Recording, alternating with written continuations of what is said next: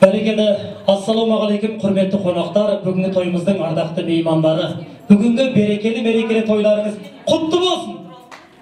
Бәрекелді, не деген қошы. Біздің жанатымыз баладай көңілмен даладай дастархан жайып атқан жайы бар. Ендеше ардақты ағайын, елдің көркі қан менен қан төресі, тойдың көркі ән менен ән төресі. Осындай қып керемет қып дастархан жайып жатқан арта берсін, жанаттың мәртебесі деп қошеметтеп қояқшы. Бірге айтып көрейік па?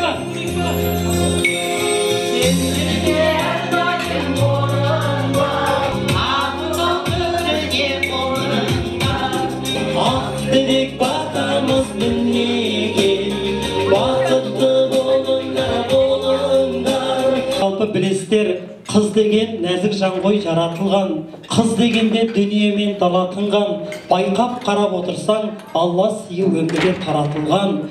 Айжанымыздың жүзінен ай көрінген, аумайды абай сүйген айгерімнен, кешегі төлегендер ғашық болған, біздің айжанымыздың сол айгерімнен қай жері кем дегім келеді.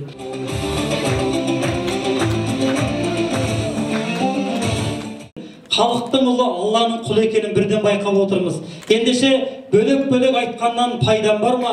Жоқ әлде ойлап тұрған айлам бар ма? Олжастай күйеу баланы қасына шақырайық, күйеу баласын сыйлаған ғой, пайғамбарда дейді. Қосылды міне қос ботаң, айтқан сөзді жоқ қатаң.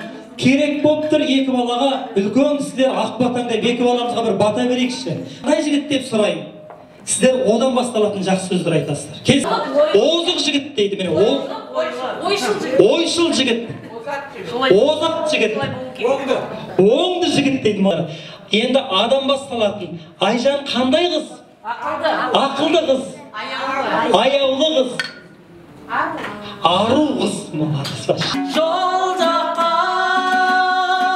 қараймын, сен жоқсың арайлы. Кешікпей келем деген, мен тұрмын елеңдеумен.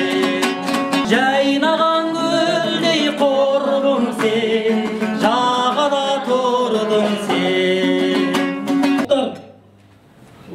Бейбіт, Қарақат,